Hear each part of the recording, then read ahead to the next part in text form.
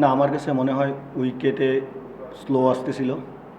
আমার কাছে মনে হয় আমাদের একটা গুড টোটাল ছিল জেতার জন্য।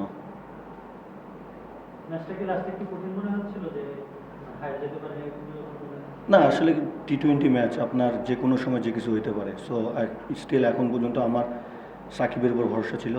আর লাস্টে যদি 15-16 রানও লাগতো, তারপরেও আমার রুহুল কাভার করে দিতে পারতো।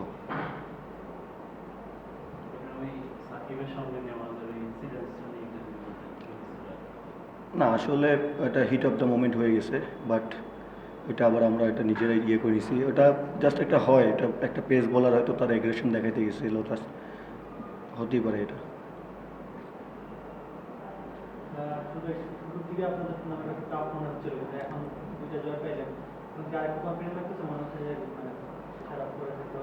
না, অবশ্যই, কারণ যখন আপনি হাতে থাকবেন তখন আপনার আসলে কনফিডেন্স লো থাকবে, এটাই স্বাভাবিক। সো এখন আমরা ব্যাক টু ব্যাক দুইটা জিতছি। সো এখন পর্যন্ত স্টিল টুর্নামেন্ট ওপেন আছে। সো আমাদের যদি আরও এখান থেকে যদি আমরা লুক ফরওয়ার্ড, যদি আমরা আরও 2-3টা ম্যাচ জিততে পারি, আমরা সেমিফাইনাল ইনশাল্লাহ খেলবো।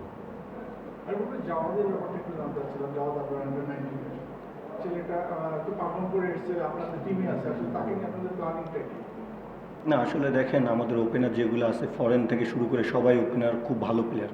সো আসলে এখন পর্যন্ত স্টিল ইয়াং, টিমের সঙ্গে থাকতেছে, সবার সঙ্গে ড্রেসিং রুম শেয়ার করতেছে, প্লাস যে ফরেনারগুলো আছে তাদের সাথে শেয়ার করতেছে, কথা বলতেছে ব্যাটিং নিয়ে। আমার কাছে মনে হয় ওর এইগুলো নেওয়াটাই বেটার হবে। আমাদের যদি সুযোগ থাকে আমরা অবশ্যই ম্যাচ খেলাবো, বাট এখন মনে হয় না ওর সুযোগ আছে।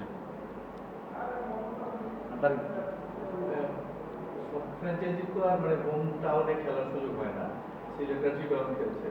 তো সিলেটে আমরা দেখলাম যে মানুষের মধ্যে খুব মানে আগ্রহ ছিলেন টিমদেরকে নিয়ে, যেমন আপনারা খারাপ খেলছিলেন, বাইরে তারা সমালোচনা করতেছিল, আজকে আবার ভালো খেলেন, মাঠে তো দর্শকরা নিয়ে দেখতেছি, বাইরেও দেখতেছি এটা আলোচনা, মানে আমরা হোটেলে বা যেখানে যাচ্ছি টিমদের কেন্দ্রিক আলোচনা আছে, যেটা কোনো সময় চিটাগং আমরা দেখি না। হ্যাঁ, তো এইটা আপনাদেরকে আসলে আপনাদের পর্যন্ত তাদের এই আলোচনাটা বা তাদের উৎসাহটা আপনাদেরকে কতটা টাচ করে? না, আপনার হোমে যখন খেলবেন তখন একটা প্লাস পয়েন্টও আছে, নেগেটিভ পয়েন্টও আছে। সো আমার কাছে মনে হয় যে দর্শকরা আসলে ওদের টিমের প্রতি দরদটা বেশি বলে আমাদেরকে খারাপ খেললে গালি দেয়, ভালো বললে ভালো বলে। সো আমার কাছে মনে হয় যে এটা থাকা ভালো, এতে প্লেয়াররাও অনেক এনার্জেটিক থাকে। Thank you.